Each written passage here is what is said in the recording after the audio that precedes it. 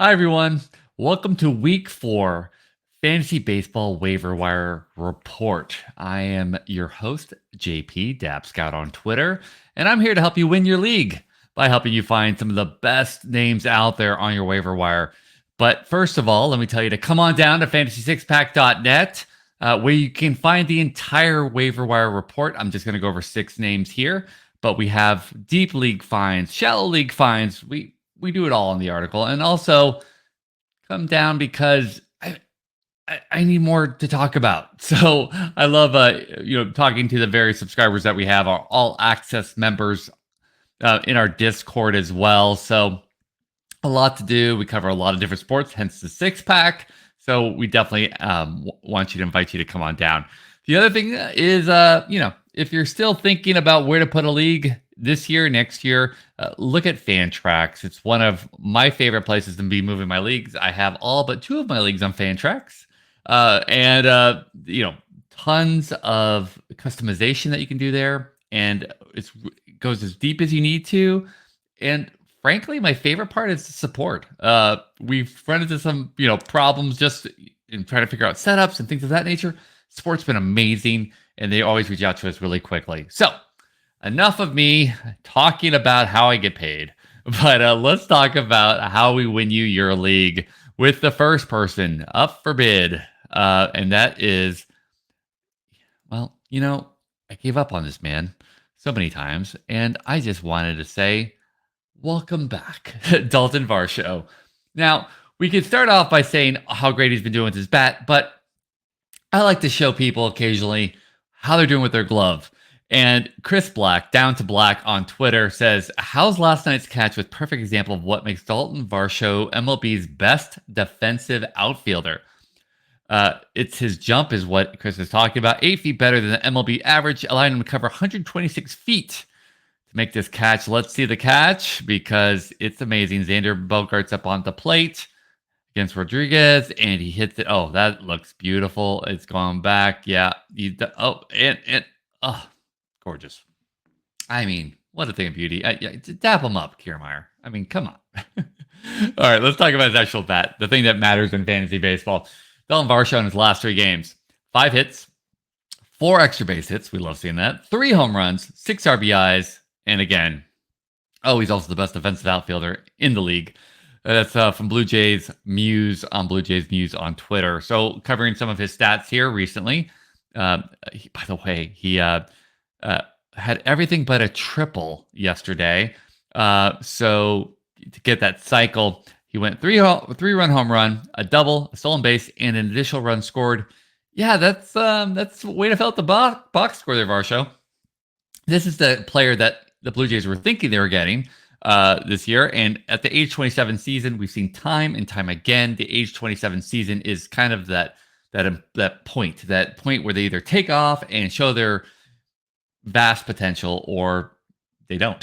And age 27 season, he's definitely doing it. So far through 21 games, 5 home runs, 14 runs scored, 11 RBIs, and 2 stolen bases as well. But it's amazing. He's just kind of kicked up that walk percentage to almost 9%. The K rate's pretty much been the same, 21, 24, 23, 24. But we're keeping it. We're keeping it all consistent, and I love seeing this WRC plus. Remember, 100 is a league average. 138 is phenomenal. Dalton Varsho, what can I say? Shallow league fine for sure. We saw him still available in 50+ percentage of the leagues out there. Go run out and get him. I know he doesn't have catcher eligibility this year, but he's doing enough to definitely warrant some outfield love as well. Okay, so on to our next. And, I always hate talking about pitchers, but what Tanner Houck's been doing is just phenomenal. Let's talk what Boston Strong 34 shows on Twitter. The Tanner Houck game, 9 innings pitched, 3 hits, 0 earned runs, 0 walks, 9 Ks, 94 pitches, 69 strikes, 29 batters faced in under 2 hours, which makes it a Maddox game, not the under 2 hours, but the under 100 pitches.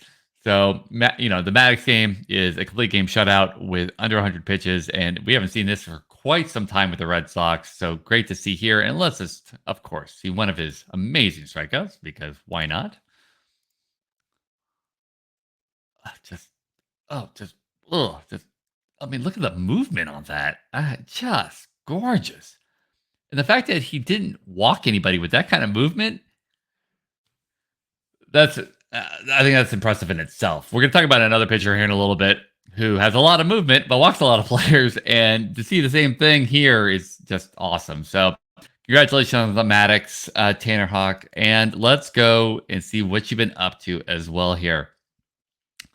So we have 3 wins with 1 loss, which in 4 games, almost 30 innings pitched. So again, let's just look here, right? He had 106 innings pitched last year. So even with a 20% bump, you're looking at 130, tops 140, maybe. So there's definitely going to be something to watch for as the year progresses there as well. But almost at 10 Ks per 9, and this here will get me excited every day. You know how big I am about control pitchers, and to be under 1 walk per 9 is amazing. Just so let's just stop there. I mean, frankly, I'm just excited to see under 1 walk, and the fact that he's already had almost 30 innings pitched. Yeah, we're just gonna stop there. Tanner Houck, go get him. If he's still out there, that's another one of our shallow league finds. So now that we're done with the shallow stuff, let's go a little deeper to somebody who, frankly, was not something I was excited about because of how the team kind of mixes and matches and stuff. But man, Amed Rosario is just doing it. And we always like to highlight when people go to Driveline. And Driveline trainee Amed Rosario is off to a really hot start. Driveline baseball. And so let's see how we're doing here, Amed. Yep, that'll get it done at the Trop and everywhere else. I mean, yep. That's a hit. 2-run home run there. Let's check in on some of his stats at age 28 season. So he's just past his age 27 season that we talked about. 19 games played.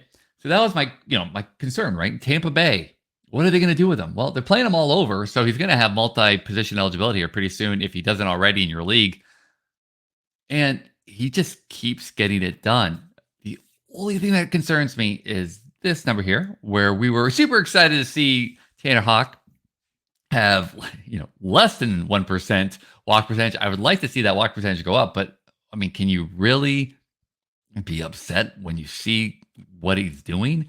So 71 plate appearances, 2 home runs, 6 runs scored, 10 RBIs, and 3 stolen bases, getting it done everywhere. And this 343 average. Now, that is going to obviously come down because he's got a 379 BABIP. But if you look at what he's done in the past, I mean, it might go under, 300 maybe on his average. If he keeps going like this, I mean, the things that he did at Driveline, the swing changes that he made, definitely are showing through early on in the season. There's going to be some adjustments by pitchers, but so far so good. WRC plus at 155.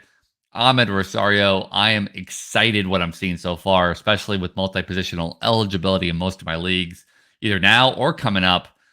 Definitely excited about Amed Rosario. Go grab him on the waiver wire. Now, our next wonderful pick here is somebody who I wouldn't normally get excited about, but in both holds leagues and saves leagues, James McArthur is just doing it. The relief pitcher for the Royals. I'm not going to get deep into James McArthur because it's a relief pitcher, and yay, he's getting saves. What I am going to talk about is what Jack Johnson, Johnny J _15 on Twitter shows you is that, yes, if you've been following McArthur's stuff looks more violent, you'd be right. His sinker has 18.4 inches of horizontal break. His curveball has 14 inches of horizontal break. Both pitches have also a velo spike as well. Well, let's just look. Let's see for our own eyes. Yeah, okay. Yeah, it's kind of a straight pitch there, but no, I'm kidding. Look, he's getting it done. And the Royals, well, most of the AL Central always are in close games, it seems like.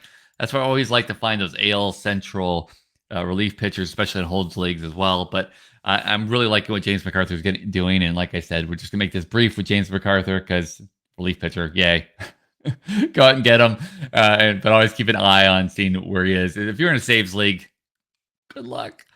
We'll see what's going on there. Now, to somebody who we've seen 100 times on waiver wires, and is he back? Is he not? All these things because he's a veteran.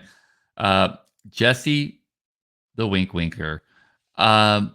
Jesse is back with the Washington Nationals. I mean, he's showing us the promise that we expected with the Reds, the Mariners, and now with the Nationals. I'm excited. Let's see what Winker has in store for us.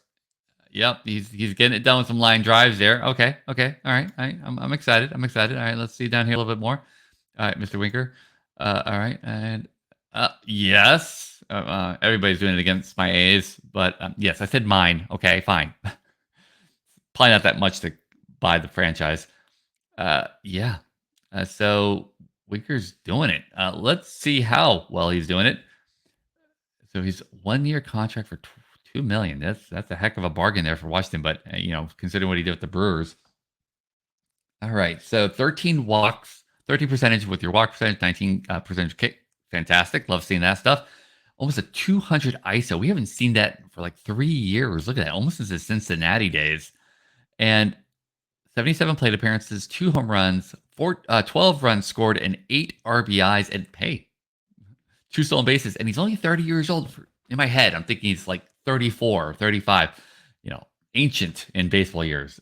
But look at this amazing 339 average, 455 OBP, and a 532 slugging percentage. Yes, sir. And almost 200 WRC plus. I mean, he's getting it done everywhere. I just can't believe how available he was. When we do this show, we always search for the availability in various leagues. And he was widely available, even when we took out dynasty leagues, which kind of mess with the overall percentages. Winker was widely available. So definitely, if he's available in your league, go out and grab him. All right. So we talked about him earlier in the show. Well, I alluded to him earlier in the show about somebody who's effectively wild, unlike Tanner Houck, and that is Luis Gil.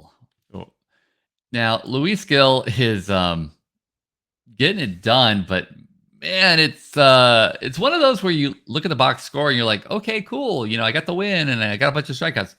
Don't look at the rest of the stuff. There is some control problems there. And we'll show you that here in a second. But KT Sharp on Twitter has a Friday fun fact, which Luis Gil has faced 61 batters and only 42.6% of those plate appearances have resulted in a ball in play. That's in play outs, ground ball, pop-ups, and of course hits and all those other things. That's the lowest in-play rate of any pitcher this season, minimum 50 batters faced, and no other pitcher in that group is below 50%. Well, probably part of that is due to the fact that we don't know where that ball is going, and I don't think he does either. 12.86 K per 9 and a 9 walk per 9. That's the problem here. This is the big, blaring burr, burr sign. Okay. I love what he's doing. Don't get me wrong. It's fun to watch, but he needs to get the control under control. Yeah, that's not going to work. Well, I'll go back and get with the writers and fix that. But you can see that. So he has no wins so far, and some of that's his fault, and some of that is his offense's fault. He's been pretty good. I mean, with a 3.86 ERA, his expected ERA though is 2.46, almost a run and a half less, which just shows you what he can do out there if he had a little bit better defense and other things going on there as well. He's a great pitcher, but there's a couple other things we need to also talk about here. In 2023, he had 4 innings pitched. 2022, we didn't have as many innings. So he's definitely going to have an innings cap, right around maybe 100 innings, maybe less. So I'm not expecting much in that department from Luis Gil. But if you need strikeouts, if you don't mind what's going to happen with his whip, and there was going to be a blow-up game, he's going to lose it when he has control. But the upside is phenomenal with Luis Gil. And again, considering all the injuries we have with starting pitchers, I think you could take a flyer on Luis Gill and enjoy it, and hopefully, yeah, hopefully it just stays together. I'm just so bummed out with all these injuries. I've not been a big pitcher fan for a long time there, and this is not making me excited about running after pitchers here in the future. I'm going to start with my ramble. I'm so sorry. But thank you so much for watching week 4. Can't wait to see you back here on week 5 waiver wire. And as always, if you have any questions, if you want to reach out to me, reach out to Dapscout on Twitter or come to fantasysixpack.net and subscribe. Thanks so much. Have a great week. Good luck.